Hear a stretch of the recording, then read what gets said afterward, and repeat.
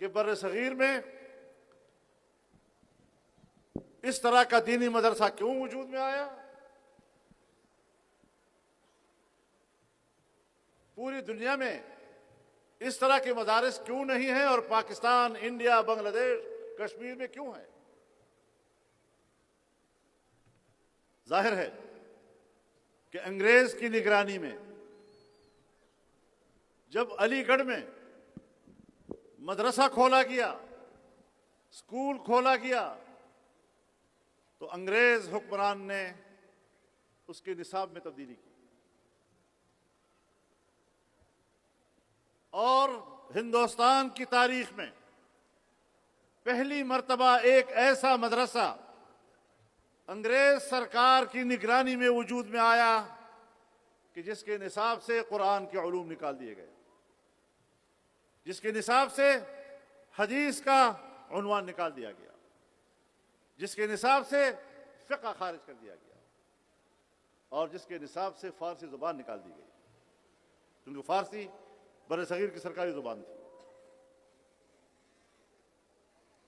تاکہ آنے والی نسلیں اتنا تو سمجھ سکیں کہ ہم مسلمان ہیں لیکن اس کو اپنے دین کے بارے میں کچھ بھی علم نہ ہو۔ تو یہ بر صغیر کے علماء تھے جنہوں نے ان علوم کی حفاظت کا بیڑا اٹھایا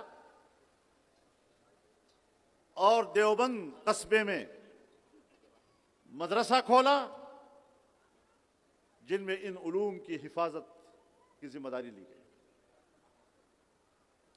مدرسے کے قیام کا سبب تم بنے ہو، قرآن و حدیث کی حفاظت کا مسئلہ تم نے اٹھایا، ہم نے تو رد عمل میں اس کے تحفظ کے لیے مدرسہ قائم کیا ہے۔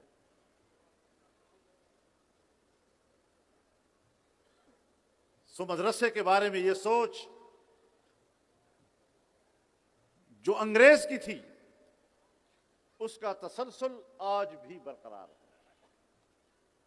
انگریز کے زمانے کی بیوروکریسی، انگریز کے زمانے کی اسٹیبلشمنٹ اور آج کی بین الاقوامی اسٹیبلشمنٹ کا دینی مدرسے کے بارے میں سوچ میں تسلسل برقرار ہے۔ جب پاکستان بنا، حضرت علامہ شبیر احمد عثمانی رحمہ اللہ، حضرت مولانا مفتی محمد شفیع رحمہ اللہ، انہوں نے تو ہجرت کی تھی پاکستان آنے کی، دیوبند کو چھوڑا تھا، یہ تو دیوبند کے رہنے والے تھے، دارالعلوم دیوبند کو چھوڑ کر پاکستان آنے کے لیے ہجرت کی اور یہیں کے رہے۔ جب انہوں نے آپ سے کہا کہ آئیں، اب نہ انگریز ہے اور نہ ہندو، اور ہم ایک نصاب بنائیں، مشترکہ نصاب، پوری قوم ایک ہی نصاب پڑھے، تو تجویز دینی مدرسے کے عالم دین کی تھی اور انکار پاکستان کی بیوروکریسی کا تھا اس وقت۔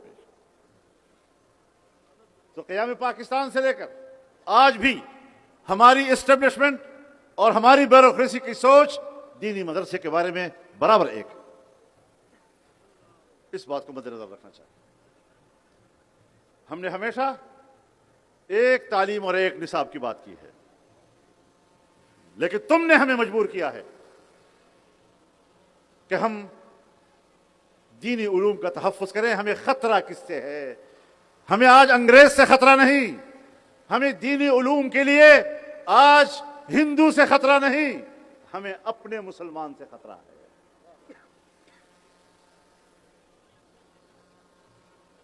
مجھے اپنی بیوروکریسی سے اور اپنی اسٹیبلشمنٹ سے خطرہ ہے،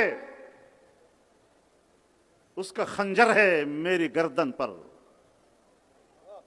جس محافظ نے میرے دشمن سے ڈال بننا تھا مجھے بچانے کے لیے، ڈھال بن کر مجھے بچانا تھا،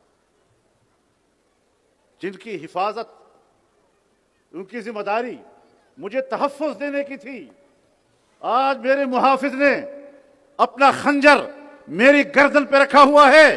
اپنا احتساب کرو، میرے بارے میں مت سوچا کرو۔ نعرہ تکبیر! نعرہ تکبیر! جمعیت علماء اسلام آپ کہیں مرد آباد. اور مدارس دشمن، مدرسہ کیا دشمن. بھائی مجھے بات کرنے دو، خدا کے لیے نعرے مت لگاؤ. ان نعروں میں تم نے بیڑا غرق کیا ہوا ہے، بات کو سمجھتے نہیں ہو اور نعرے پہ نعرے لگا رہے ہو. تو میرے محترم دوستو، ہمیں خطرہ اپنوں سے ہے، اپنے حکمرانوں سے ہے، اپنی بیوروکریسی سے ہے، اپنی اسٹیبلشمنٹ سے ہے، اپنے جاگیردار سے ہے، اپنے صنعتکار سے ہے، اپنے سرمایہ دار سے ہے. وہ آج بھی دینی مدرسوں کو بدنیتی کی نظر سے دیکھتے ہیں.